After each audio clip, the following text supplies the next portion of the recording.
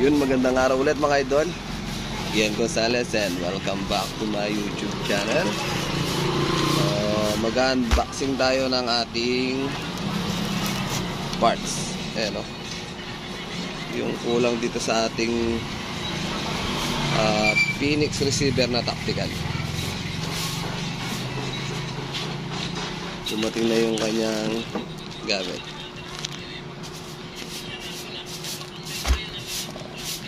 Naan muna natin ito.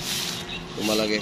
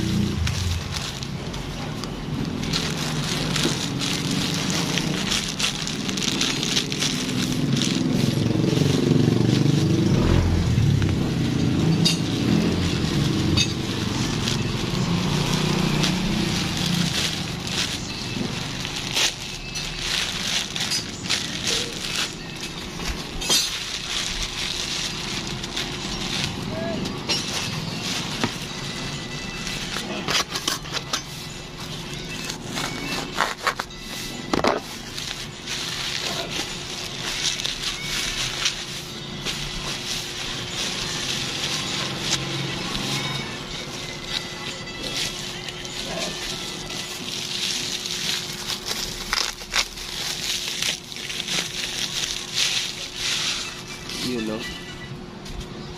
Aluminum tank. Hindi niya kakapal yan.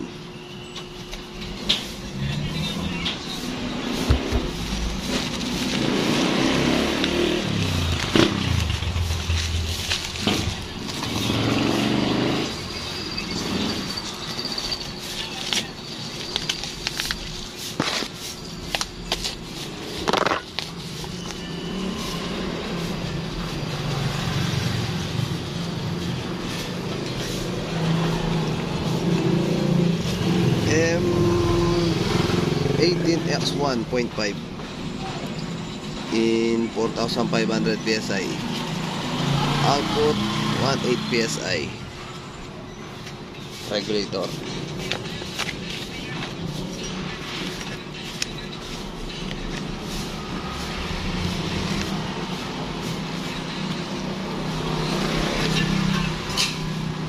Baling kasama niya sa regulator, siyempre gauge, tapos quick fill.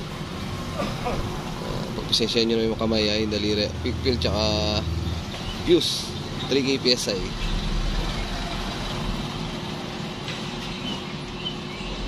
Tapos meron siyang parang pin.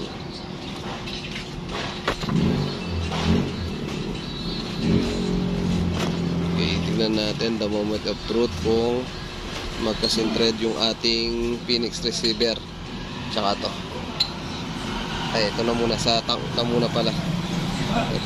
Ito lang nakakakaba pag umorder ka. Pag di nag-fit, aray ko. Oh. Yun, so fit naman sa ating tank.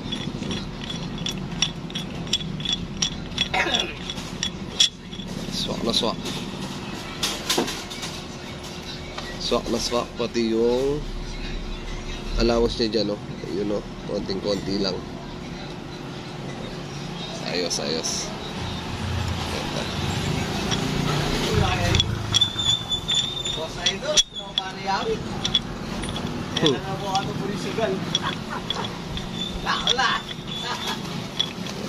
Fit na siya dito sa ating tank yung ating regulator. So dito naman sa ating receiver, the moment of truth. Yun.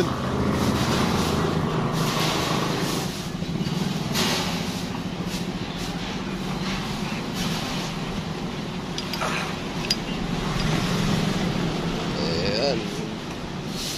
So, tabingi lang siya. Kapag tabingi, ayan.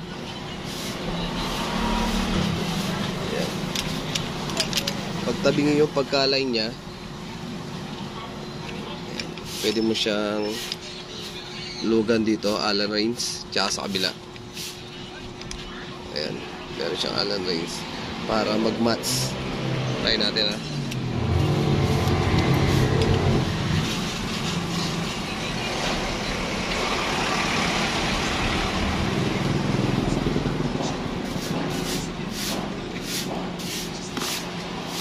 Yun, naluwagan ko na yung halang race, tapos ikot lang natin.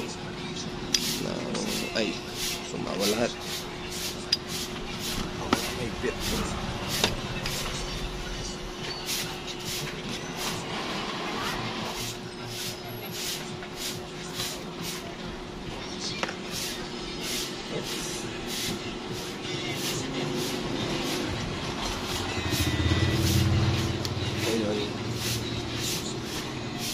So, ayun, bali niluwagan ko. Medyo maigpit kanina, tinanggal ko lang sandali.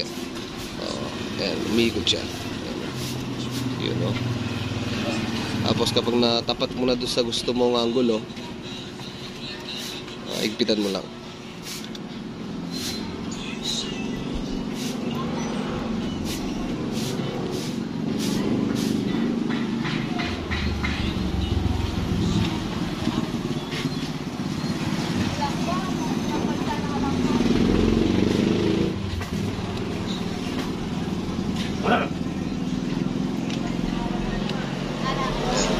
Ito yung gusto kong posisyon niya.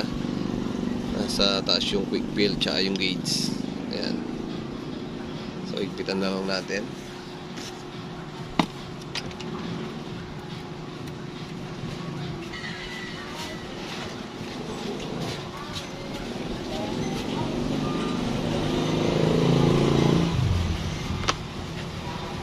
Tapos, lagyan na natin yung kanyang tank.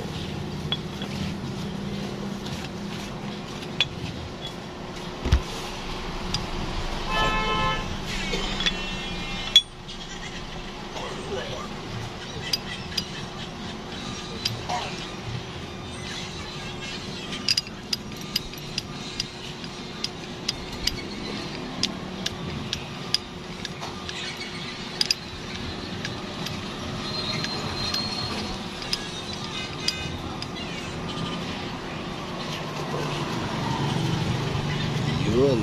Hindi muna natin pagkaigpit. Ayan. Okay. Kabilaan ko lang yung ano. Reverse ko lang yung camera natin. Meron na ulit tayong tactical Phoenix receiver. Ayan. So, balik kulang na lang yung ating surround. Kulang pa yung ano. Kulang pa yung pyesa natin. Yung tube pa natin na carbon. So, yun na lang. Ipapasurround na lang natin. Tapos, scoop. Discovery ulit, syempre. Discovery lang sa kalam. Sa kabla. Yun, no? Tactical Phoenix receiver. 19 inches barrel, 19 inches barrel. Reactable. Radyo nga yung tube. Syempre. Bali to second hand lang to mga idol, binigay lang ng isang kaibigan at saka to pati tripod. Tapos brand new na lahat. Phoenix receiver, yung handle nya, handle, trigger mechanism na pan-tactical, upper receiver, swing, regulator, 1.8 PSI, aluminum tank, 19 inches barrel. Ayan yung ating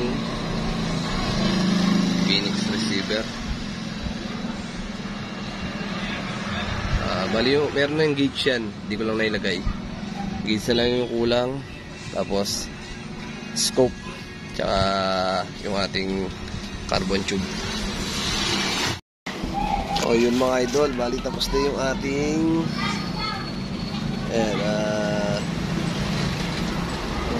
Phoenix receiver tactical version. Ayan, complete accessories na yung ating Phoenix receiver. Ayan, 19 inches barrel sa mga hindi nakakalam, mga ngayon pa lang makapanood. 19 inches barrel Nimrod steel. Ayan, hammer type. Tapos aluminum tank, 4.5, regulator, 1.8 PSI, 1.8 output. Ayan. Laman ng ating tank 1,000 na lang. Dinry ko kanina. So, ngayon bali naubos ko kanina yung kanyang pressure. Kaya 1,000 na lang. Wala nang 1,000. Ayan, tapos tripod yung yung binigay sa atin. Tsaka to. Reactable. Alright. Second na lang to mga idol ng mga di nakakalam. Tapos nabigay ako ng 416x44 na BSA. Ay, BSA tuloy. Discovery. Ayan, 416x42 AOE. Ganyan din yung nakalagay doon sa ating wood bat nito. Ayan, Discovery. Ayan, meron siyang zoom. Tsaka yung parallax niya. Ayan. So, yung kompleto na yung ating Phoenix receiver.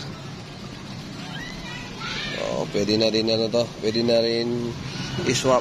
O kaya i-sale. Ayan. PM mo ko mga idol ito, Corsonada muna to. Pag-usapan natin. So, bago matapos tong video, lagyan natin ng montage.